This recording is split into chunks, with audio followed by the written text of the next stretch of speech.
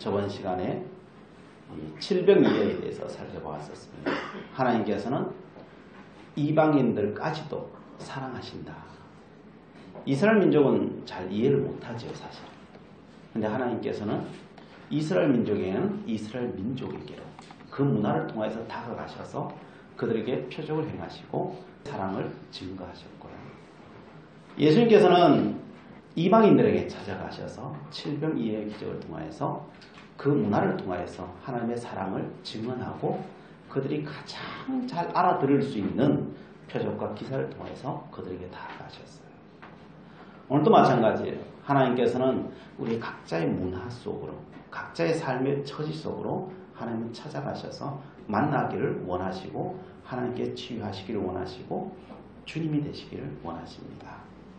자, 그리고 난 뒤에 예수님께서 달마누다 지방으로 이동하셨다라고 되어 있습니다. 오늘 10절에 보니까요. 곧 제자들과 함께 배에 오르사 달마누다 지방으로 가시니라.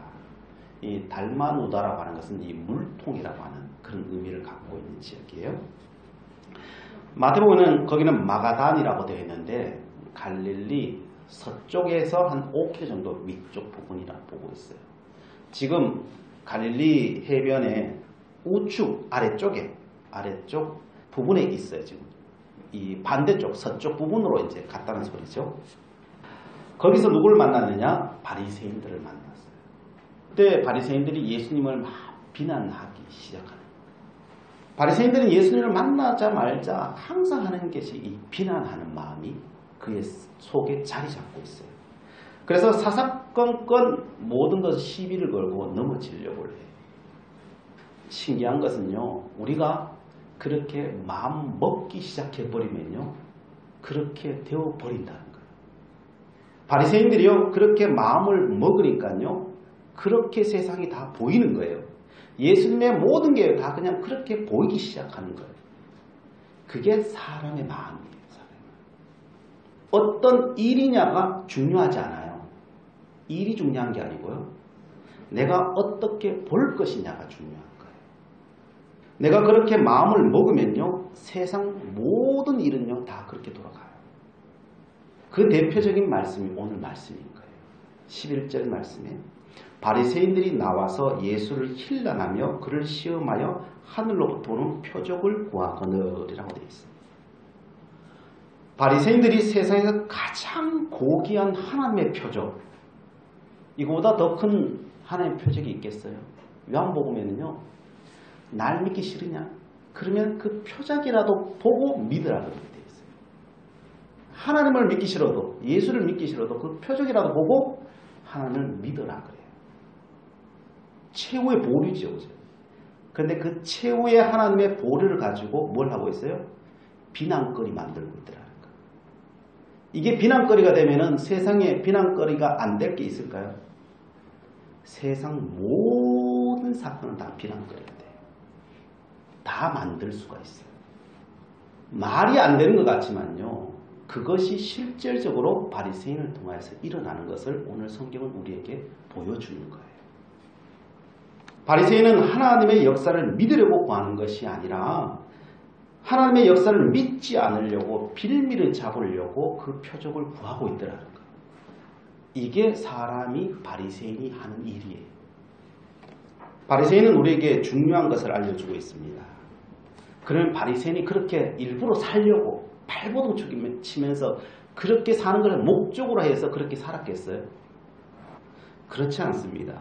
바리새인들은 그들 나름대로는 잘 살아보려고 사실은 발버둥을 치는 사람 중에 하나가 사실 바리새인이에요.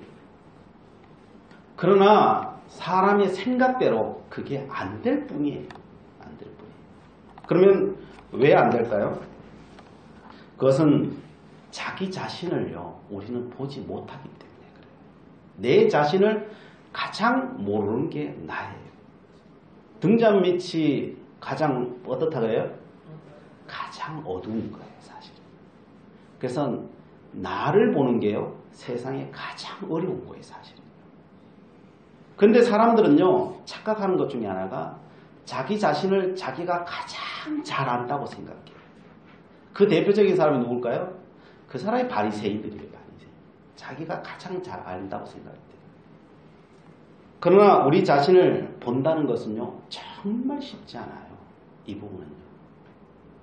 영적으로 보잖아요. 영적으로는 모든 사람들은요, 다 쏟고 있을 뿐이에요, 사실. 어떤 한 사람도 빼지 않고요, 모든 사람들은 다 쏟고 있어요. 모든 사람이 죄를 범하였으며 하나님의 영광에 이르지 못하였더니라고 되어 있잖아요. 어느 한 사람이 아니에요. 다예요, 다. 인류 전체가 다 쏟고 있어요. 뭐에 쏟고 있을까요? 영적 전쟁에서 다 쏟고 있는 거예요. 다 피해자예요, 사실. 어느 한 사람 놓지 않고 모든 인류는요, 사실은 다 피해자예요. 근데 우리가 모를 뿐이에요, 사실은. 왜? 이건 영적인 세계이기 때문에 그래요. 그래서 몰라요. 그래서 우리는 보지 못하기 때문에, 영적으로 눈이 열려있지 않기 때문에 우리 보지 못해서 그래요. 그러나 성경은 그래서 믿으라는 거예요. 안 보더라도 하나님의 말씀을 믿으라는 거예요. 그것을 보고 판단하라는 거예요. 아, 우리는 다 쏟고 있다는 거예요. 사단은 제가 늘 이야기해요. 사단은요, 사실을 가지고 진리를 왜곡시키는 게 사단이에요. 사람들은요, 사실을 말하려고 해요. 여러분, 다 쏘가요, 그러면. 사실을 가지면요, 사람들이 다 쏘가요. 사단은 사실을 가지고 진리를 왜곡시키지, 거짓을 가지고 진리를 왜곡시키지 않아요. 그래서 쏘는 거예요, 우리는 이제 다. 그래서 모든 사람한테 다 물어보세요. 자신은 다 사실을 붙잡고 있어요. 진리가 아니라 사실을 붙잡고 있어요. 그래서 다 쏘는 거예요. 여러분, 바리새인들이 예수를 왜 이렇게 공격하고 있어요? 안식일을 안 지켰다. 안식일을 안 지켜도 사실이죠, 그죠? 그래서 뭘 공격해요? 예수님의 표적을 공격하는 거예요. 예수님, 하나님을 공격하는 거예요. 이게 사람. 안식일이 클까요? 예수님이 클까요? 표적이 클까요? 예수님과 표적이 크죠, 사실. 그런데 안식일이라고 하는 사실을 가지고 예수님과 표적을 다 없애버리는 거예요. 왜? 안식일의 계명을 안 지킨 사실을 가지고 이걸 다 없애버리는 거예요. 그래서 예수님이 뭐라고 말해요? 안식일에 누가 크냐 그러는 거예요. 안식일에 누가 크냐. 우리에게 질문하는 거예요. 예수님. 너는 진리를 붙잡고 있니? 사실을 붙잡고 있니? 예수님은 질문을 하는 거예요. 그러자 바리새인들이 대답을 못하는 거예요. 그래서 사람들은 다 여기서 넘어지는 거예요. 다. 여러분, 잘 안 보일 때는요, 지혜로운 건요, 진리를 붙잡는 거예요. 사실을 붙잡지 마세요. 진리를 붙잡으세요. 내 주관적인 사실은 얼마든지 왜곡될 수 있다고 하는 사실을 기억하시기 바랍니다. 내 주관적인 것을 진리로 붙잡아 버리면 표적조차도 시험하려고 하는 그런 우를 범하게 되는 거예요. 진리를 판단하려고 드는 거예요. 하나님이 사랑이 아니라는 것을 항변하고 있는 거예요. 하나님을 버려버리는 거예요. 그러니까. 남유다가 어떻게 망했는지 아십니까? 사실만 보려고 하는 왕과 대신들 때문에 다 망했어요. 이스라엘 마지막 왕이 시드기야 왕이에요. 그리고 이스라엘 마지막 예언자라고 할 수 있다면 그 예레미야라고 하는 예언자예요. 예레미야는 40년 동안 예언을 해요. 뭘 예언하느냐? 애국을 의지하지 말아라. 바벨론 쳐들어오면 항복해라. 그러면 너희들은 살 것이다. 라고 이렇게 예언을 해요. 사람들은 하나님은 그럴 수 없다는 거죠. 하나님은 그렇게 안 하실 거야. 왜요? 자기들이 믿고 있는 사실은 애굽이 더 좋아요, 사실. 그래서 자기만 좋았냐? 그게 아니에요. 옆에 암몬도 좋아하고 에돔도 좋아하고 그 아람 나라도 좋아하고 그게 다 좋아해. 다 좋아해요. 그게 사실이에요. 바벨론 다 싫어요. 그래서 하나님은 그렇게 하실 리가 없다는 거예요. 그래서 하나님의 말씀을 안 믿어요. 언제나 사람들은 자신이 믿고 싶은 걸 믿으려고 해요. 진리를 믿으려고 하는 게 아니라 자기가 믿고 싶은 사실을 믿고 싶어요. 거기에 하나님이 함께 동행하시면은 그게 더 좋겠고 동행하지 않으면 자기의 사실을 못 들어요. 40년 동안 예레미야가 예언을 하고 시간 지나면 예언한 대로 그 모든 일이 진행되는 걸 사람들이 다 보는 거예요. 그게 40년 동안 이루어져요. 아무리 안 보려고 하는데 예레미야 예언이 날마다 그게 이루어지고 가는 거예요. 그래서 사람들이 갸우뚱거리기 시작하는 거죠. 사람들은 예레미야의 예언의 말씀을 차츰 믿기 시작해요. 그러나 말씀을 따르는 자는 항상 소수예요. 소수는 믿고 항복을 하는 거예요. 그러나 항상 소수예요, 그 사람들. 그러나 왕을 위시한 대다수 왕족과 귀족들은 그걸 안 믿어요. 사실과 그 현실을 붙잡을 뿐이에요. 끝까지. 마지막 때가 되었어요. 이제는 정말 마지막이에요. 바벨론은 느부갓네살 왕은 마지막으로 이스라엘을 쳐들어와서 완전히 초토화시키려고 지금 하고 있어요. 시드기야 왕은 아무리 생각해봐도 이 전쟁에서 이길 가능성은 없고 이 결과가 어떻게 되리라는 것은 불본듯 뻔해졌어요. 상황이 그렇게 되었어요. 그게 사실이 되어버렸어요.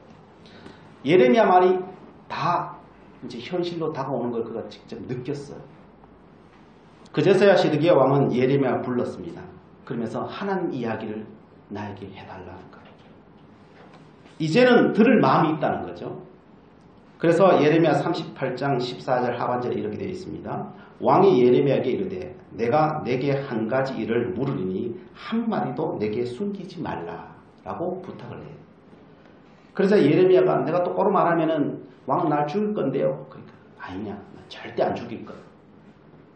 제대로 말해줘. 있는 대로 말해줘. 하나님 뭐라고 말씀하시는지 이야기해줘. 그러니까 그러면은 약속하셨으니까 내가 말합니다 하면서 말을 해요. 예레미야 38장 17, 18절에 이렇게 말합니다. 예레미야가 시드기야에게 이르되 만군의 하나님이신 이스라엘 하나님 여호와께서 이와 같이 말씀하시되 내가 만일 바벨론 왕의 고관들에게 항복하면 내 생명이 살겠고 이 성이 불사름을 당하지 아니하겠고 너와 내 가족이 살려니와 내가 만일 나가서 바벨론 왕의 고관들에게 항복하지 아니하면 이 성이 갈대인의 손에 넘어가리니 그들이 이 성을 불사를 것이며 너는 그들의 손을 벗어나지 못하리라 하셨나이다. 그렇게 하나님께서 완벽하게 말씀해 주셔요. 예레미야를 통해서. 그러자 시드기야는 그제서야 결단을 하는 거예요. 어떻게 결단했을까요? 예레미야 38장 19절에 이렇게 결단을 내립니다. 시드기야 왕이 예레미야에게 이르되 나는 갈대아인에게 항복한 유대인을 두려워하노라. 염려하건대 갈대아인이 나를 그들의 손에 넘기면 그들이 나를 조롱할까 하노라 하는지라. 이게 끝이에요. 이게 무슨 말이 있겠습니까? 자신이 항복하면 이미 항복하여 바벨론으로 넘어간 사람들이 조롱한다는 거예요. 지금까지 믿지 않더니 다 죽어가니까 이제 항복하니 이 믿음이 없는 자야 하면서 돌팔매질 할까봐 그게 근심이 된다는 거예요. 그래서 항복 못하겠다는 거예요. 시드기야 왕의 남은 자존심이에요. 사람은 뭘 붙잡아요? 하나님의 말씀을 붙잡아요? 아니면 자기의 자존심을 붙잡아요? 사람은요 하나님을 안 붙잡아요. 자기 자존심 붙잡지 하나님을 붙잡지 않아요. 그게 시드기야가 보여준 거예요. 조롱당하는 것이 싫어서 나라가 망했어요. 안 믿어서가 아니에요. 믿었어요. 그래서 시드기야 불렀어요. 다 들었어요. 그래도 그 자존심 못 내려놓는 거예요. 하나님 말씀보다 자신의 자존심을 더 우선하다가 나라가 망한 거예요. 자식들이 자신이 보는 눈앞에 다 죽어나가요. 자신의 두 눈알이 뽑혀서 포로로 잡혀가요. 당시 귀족들은 그 갈대아인의 그 칼날에 다 죽어나가서 예루살렘 예레미야 애가에 보면 시체가 태산을 입어요. 죄보다 더 무서운 게 뭘까요? 죄보다 더 무서운 게 자존심. 인간의 자존심. 나라가 다 망해도 그 자존심 하나 못 내려놓는 게 인간이에요. 그 자존심 뭐예요? 나는 사실을 알고 있다는 거예요. 그걸 붙잡는 거예요. 성경 그것을 자아라고 하는 거예요. 자아라고. 사사기에는 자신의 소견에 옳은 대로 사는 걸 이야기하는 거예요. 옳은 거예요. 틀린 게 아니에요. 사실이에요. 그걸 끝까지 붙잡는 거예요. 그게 자존심이에요. 성경에서는 사실과 옳음이 중요하지 않아요. 성경에는 진리가 중요한 거죠. 여러분, 자존심과 자존감은 구분해야 돼요. 자존심은 성경에서는 버려야 될 것이지만요, 자존감은 끝까지 붙잡아야 되는 거예요. 이걸 기억하셔야 돼요. 자존심은 나의 오름에서 나오는 것이고요, 자존감은 진리에서 나오는 것을 자존감이라고 하는 거예요. 자존감이 무엇일까요? 성경에서 말하는 자존감이 이런 거예요. 나는 죄인이요 부족하고 연약하여 실수투성이지만 하나님께서 나를 사랑하신다는 거예요. 이게 진리예요. 이게 자존감을 가진 거예요. 하나님께서 내 모든 부족과 연약함과 죄를 위하여 십자가를 치셨다는 걸 믿는 게 자존감이에요. 그래서 나는 하나님의 자녀가 되었다는 것입니다. 하나님께서 다스리는 이 땅의 역사는 다 이해가 되지 않지만은 선하다는 것을 믿는 거예요.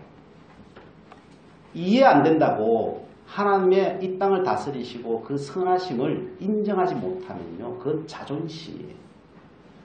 그러나 내가 다 이해 안 되지만은 그것을 믿고 내가 받아들이는 거예요. 하나님의 선하심을 믿음으로 받아들이는 거, 이게 자존감이라고 하는 거예요. 주님께서 세상을 이기셨다는 걸 정말 믿는 거예요. 그래서 어떤 상황에서도 믿고 인내하며 협력하여 선을 만들어내실 하나님을 믿고 찬양하면서 그 믿음의 길을 인내함으로 걸어가는 거예요. 그게 자존감이에요. 세상이 주는 시각으로 세상을 더 이상 바라보지 않겠다는 거예요. 그래서 사랑하고 용서하고 사는 삶을 자존감이라고 하는 거예요. 주님께서 십자가를 지심으로 세상을 이기셨듯이 나도 십자가를 져서 세상을 이겨 승리할 것이라는 것입니다. 주님께서 부활하셨듯이 나도 그때를 알지 못하지만은 나를 부활시킬 것을 믿고 오늘도 감사함으로 기쁨으로 살겠다는 거예요. 이게 진리예요. 주님께서 나를 죄와 사망에서 자유케 이미 하셨다는 것을 믿고 오늘 자유하고 기뻐하고 용서하고 사랑하고 사는 거예요. 이게 진리예요. 이것이 자존감입니다. 이것은 그리스도 안에서 결코 하나님의 사랑에서 끊을 수 없고 또한 우리는 결단코 놓치면 안 되는 거예요. 이걸 자존감이라고 하는 거예요. 그래도 자존심과 자존감을 구분을 잘 못하겠다. 그러면 간단하게 구분하는 방법이 있어요. 어떤 것이든 내게 다가오는 것이 있더라도 그게 부정적으로 다가오는 게 있잖아요. 그건 자존심이에요. 부정적으로 다가오는 게 있어요. 자존심. 그러나 긍정성과 연관되어서 내게 다가오는 게 있잖아요. 어떤 상황이라도 내가 죄인이라도 내가 살인을 했다 할지라도 긍정적으로 다가오는 거 있죠. 그걸 자존감이라고 하는 거예요. 그러니까 내가 죄인이 아니라 뭐 이런 생각하라는 게 아니고 회개하지 말라는 소리가 아니고요. 그럼에도 불구하고 그것이 나를 살리게 만드는 것이 있다면 그건 자존감이라고 하는 거예요. 그럼 바리새인들은 어디에 연관되어 있겠어요? 지금 오늘 본문의 바리새인은요. 그건 자존심이에요. 바리새인들은 표적을 구합니다. 안 믿으려고, 이 부정성이에요. 안 믿으려고 핑계거리 찾으려고 표적을 구하고 있는 거예요. 이게 부정성이고 이게 자존심이라고 하는 거예요. 세상에 이것보다 어리석은 질문이 있을까요? 예수님 앞에 안 믿으려고 표적 구하는 것처럼 어리석은 질문이 어디 있겠어요, 사실. 근데 사람들 그걸 한다니까요. 여기에 예수님께서 탄식하시는 거예요. 탄식. 12절 말씀 보여주십시오. 예수께서 마음속으로 깊이 탄식하시며 이르시되 어찌하여 이 세대가 표적을 구하느냐. 내가 진실로 너에게 이르노니 이 세대에 표적을 주지 아니하리라 하시고, 하나님은 이런 사람들에게는 표적을 안 준다는 거예요. 이런 사람들에게 기적이 일어나지 않아요. 보여줄 필요가 없으니까. 비방거리만 거기서 찾아요, 사람들은. 그래서 우리의 기도의 제목은 한 가지여야 돼요, 사실은요. 뭐여야 될까요? 하나님, 나에게 믿음을 주소서. 이 기도하셔야 돼요. 이게 없다면요, 하나님, 내가 믿음이 없어요. 나에게 믿음을 주시옵소서. 하나님, 내게 사랑이 없어요. 하나님 사랑을 주소서. 이걸 기도하셔야 돼요. 사도 바울은 늘 교회를 위해서 기도하는데 이걸 왜 기도해요? 에베소서 3장 79절을 말씀에 믿음으로 말미암아 그리스도께서 너희 마음에 계시게 하시옵고, 예수 믿는 사람들에게 이야기하는 거예요. 믿는 사람에게 너 속에 예수님이 들락날락 그런다는 거예요. 그래서 너희 마음에 계시게 좀 해라는 거예요. 계시게 하시옵고 너희가 사랑 가운데 뿌리가 박히고 터가 굳어져서 능히 모든 성도와 함께 지식에 넘치는 그리스도의 사랑을 알고 그 너비와 길이와 높이와 깊이가 어떠함을 깨달아 하나님의 모든 충만하신 것으로 너희에게 충만하게 하시기를 구하노라. 이게 사도 바울의 한평생 교회를 향한 기도였어요. 사람은 어떻게 생각하냐면요, 내게 믿음이 내 거라고 생각을 해요. 사랑이 내 것이라고 생각해요. 내가 의지를 가지면 내가 믿음이 생기고, 내가 의지를 가지면 내가 사랑이 생긴다고 생각해요. 이게 착각이에요. 그래서 사람들이 기도하지 않아요. 내 의지도 내가 살면 그 될 건데 이렇게 생각해요. 내가 마음만 먹으면 그렇게 될 건데라고 생각해요. 그러나 성경은 그렇게 말하지 않아요. 그 믿음과 사랑은 너 것이 아니라는 거예요. 너희들 것이 아니라는 거예요. 그럼 누구 거예요? 믿음과 사랑은 하나님의 것이에요. 그래서 하나님의 것이 우리에게 와야 돼요. 그럼 우리가 해야 될 건 뭐냐면은 그 하나님의 믿음과 사랑이 와 달라고 하나님 앞에 간구를 해야 되는 거예요. 간구를. 이게 와야 되는 것이지, 마치 우리는 낮에 대해서 햇빛이 늘 있으니까 늘 내 옆에 있는 거라고 생각해요. 그러나 저 태양으로부터 오는 거거든요, 사실은요. 그래서 온 우주가 존재하는 거거든요, 이게요. 그런데 존재하니까 당연히 존재한다고 생각하는 거예요. 그게 아니에요. 빛이 이곳으로 와야 되는 것처럼, 빛이 여기에 있고 내가 갖고 있는 것이 아닌 것처럼, 빛이 와야 되는 것처럼 믿음과 사랑은 우리 게 아니라는 거예요. 하나님께서 보편적인 은혜를 우리에게 주고 있으니까, 빛처럼 와 있으니까, 비가 내리는 것처럼 와 있으니까 하나님의 은총이죠. 은총이니까 그게 본래부터 내 것이라고 사람들이 생각해요. 그래서 이것을 구하지를 않아요. 그래서 사람들이 다 시험에 넘어진다는 거예요. 그래서 사도 바울은 영적으로 보면 그게 우리 게 아니라는 것을 알고 교회를 위해서 계속 기도하는 거예요. 왜? 아는 자가 기도할 수밖에 없기 때문에. 그래서 하나님, 저 에베소 교회를 향하여서, 빌립보 교회를 향하여서 기도하면 하나님 믿음을 부어주세요. 사랑을 부어주세요. 계속 부어달라고 하는 거예요. 근데 사람들은 그것은 본래 내 것이라고 생각하고 안 구하고 있어요. 그래서 이것을 해결하는 길은요, 딱 한 가지예요. 여러분, 하나님 믿음 주세요라고 기도하세요. 난 예수 믿으니까 예수 믿는다고 생각해요. 아니요. 예수님은 언제 내가 다 쫓아보낼 수 있어요. 구원 못 받은 소리, 이런 소리가 아니에요. 내 삶의 중심에 예수님이 사라져버릴 수 있어요. 그래서 날마다 하나님 믿음 달라고 날마다 기도하셔야 돼요. 하나님 날마다 나에게 사랑을 부어주세요. 사랑을 부어주세요. 사랑을 부어주세요.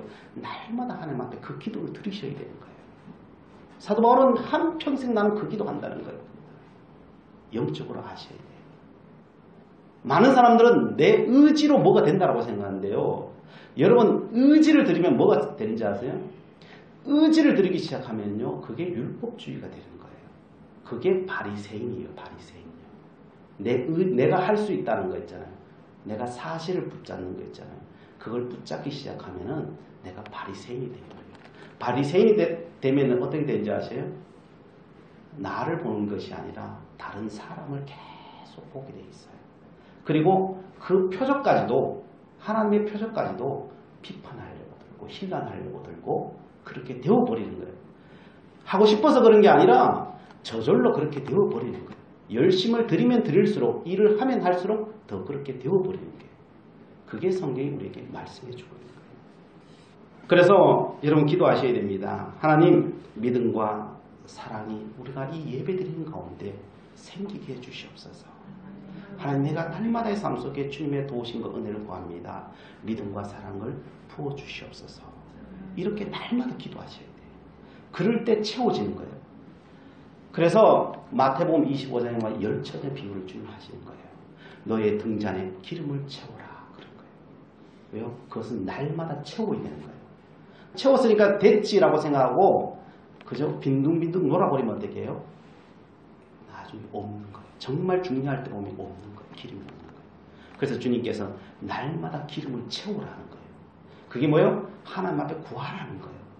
그게 구해야 되는 것이지 너 스스로 안에서 나오는 게 아니라는 거예요. 그냥 있다면은 그거는 하나님의 은혜예요. 그냥 은혜. 이미 하나님 주셔놓은 거예요. 그게 은혜일 뿐이에요. 언제까지 구해야 될까요? 내 입에서 믿음의 말이 나올 때까지 하셔야 돼요. 하나님 주세요. 내 입에서 믿음의 말, 긍정의 말이 나올 때까지 하나님 부어주세요. 믿음을 주시고 사랑을 부어주세요. 그렇게 해야 돼요. 그리고 사람을 봤을 때 어떤 상황 속에서 사랑할 수 있는 눈이 열릴 때까지 그냥 봐도 그냥 이쁜 거야. 우리 사랑하는 자녀를 보잖아요. 자녀를 보면은 자녀들을 향한 사랑의 마음에 충만하잖아요. 미운 짓을 해도 이뻐. 그게 자녀예요. 그죠? 왜 내 마음속에 사랑이 가득하면요. 자녀가 미운 짓을 해도 이쁘다니까요. 꼭 이쁜 짓만 해야 이쁜 게 아니라는 거예요. 그게 사랑이에요. 그게 사랑. 그게 진리예요. 그게 진리예요. 그래서 하나님 믿음을 주세요. 사랑의 마음을 부어주세요. 그 은혜를 기름 부어주세요. 날마다 기도하면요. 어느 순간인가 내 입이 변해 있어요. 어느 순간에 내 눈이 변해 있어요. 이건 내 의지가 아니에요.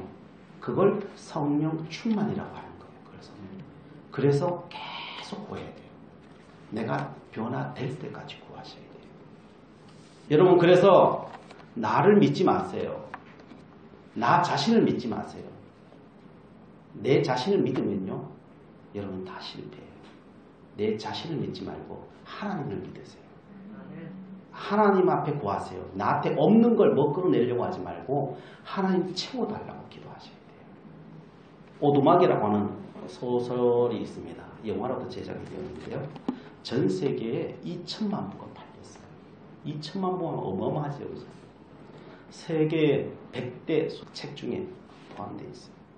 그 작가가 윌리엄 폴이에요. 이 사람은 소설가가 아니에요. 그냥 자기 자신에게 일어났던 일들을 그냥 소설화시켜서 그것을 그냥 자신의 자식들한테 주려고 그냥 썼어요.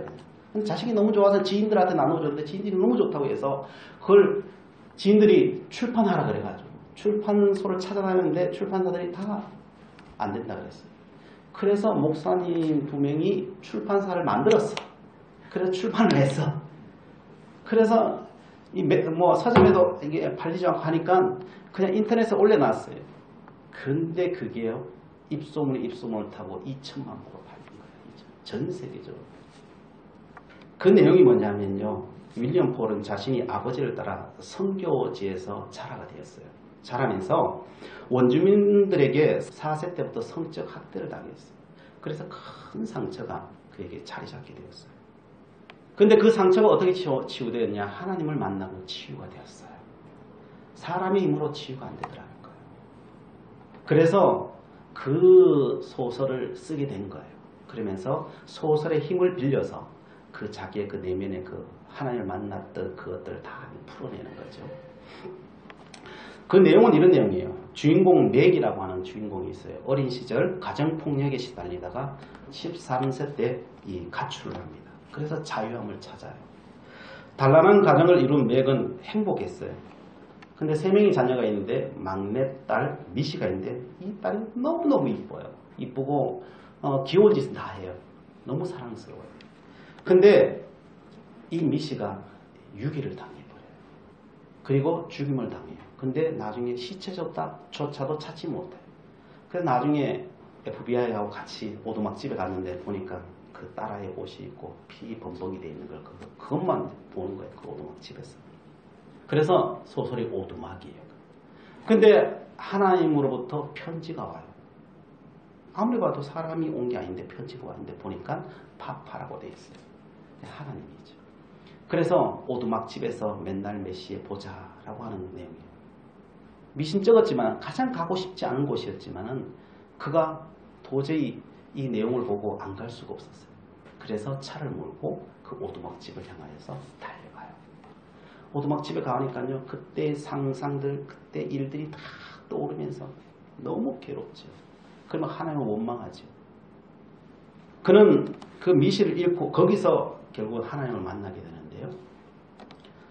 그 맥은 그 딸 미실을 잃으면서 모든 걸 다 잃었어요. 친밀한 가족들 간의 친밀한 관계도 다 소원해져 버렸고요. 친구들과의 관계도 그때까지 하나님을 믿는 하나님의 신앙조차도 다 잃어버렸어요. 주변 사람들이 맥만 보면 근심돼. 제가 어찌 죽진 않을까 이런 생각을 하고 있어요. 맥 자신이 그냥 근심거리예요. 사람들에게. 그런데 그가 그 오두막에서 하나님을 만났는데 그중에 예수님께서 나중에 이 맥을 지혜자에게 보내요. 지혜자에게 보내면서 그 지혜자와 대화를 나눠요. 그러면서 이런저런 대화를 뭐 이 시간 그걸 다 이야기할 수는 없고 그럼 맥이 분노를 해요. 하나님이 계시다면 이럴 수 있냐고 막 항변을 해요. 그러자가 나중에 지혜자가 이런 말을 해요. 제가 요약하면 이런 내용이에요. 맥, 당신이 분노와 고통이 어떻게 생겼는지 아십니까?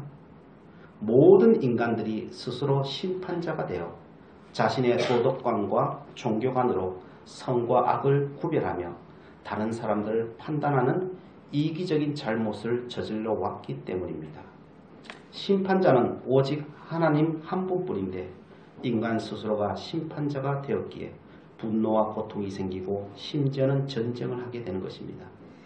인간의 잘잘못을 따지게 되면 결국 아담에 이르는 원죄로 거슬러 올라갈 수밖에 없고 또한 아담을 만든 하나님의 잘못으로밖에 설명할 수 없습니다. 우리가 심판자가 되어서 세상을 바라보는 한 세상 속에는 분노와 고통을 해결할 길은 없습니다.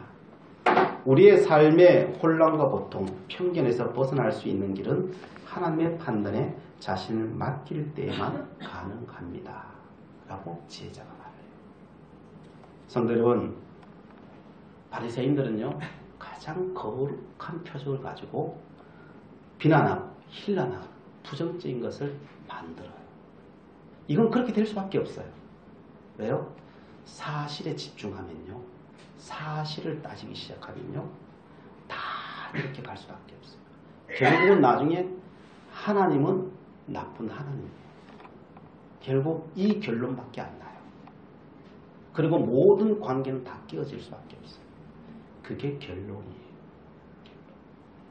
예수님은 그 바리새인의 요구를 거절해요. 거기에 뭘 더 한다고 뭘 더 생기지가 않아요. 말을 한다고 말이 더 새로운 것을 더 많이 만들어낼 뿐이에요. 하나님의 역사가 이 땅에 일어나기를 원합니까? 하나님의 역사는 하나님의 뜻을 이루고자 할 때, 내가 진리를 붙잡으려고 할 때요, 사실을 붙잡는 것이 아니라 내가 진리를 붙잡을 때 거기서부터 해결이 나와요. 자유함이 나와요. 오두막 소설에서 성령 하나님의 땅으로 돌아가는 맥에게 이런 말을 해요. 당신이 중요하기 때문에 당신이 하는 모든 일도 중요해요. 당신이 용서할 때마다 이 지구는 변해요. 당신이 팔을 뻗어서 누군가의 마음이나 삶을 오르만질 때마다 이 세계는 변해요. 눈에 드러나건 아니건 모든 친절과 봉사를 통해 내 목적은 이루어지고 어느 것도 예전같지 않게 되죠.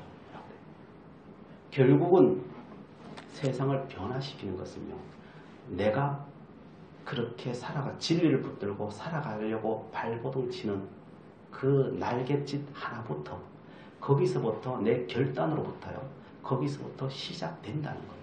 세상은 다 변화된다는 거예요.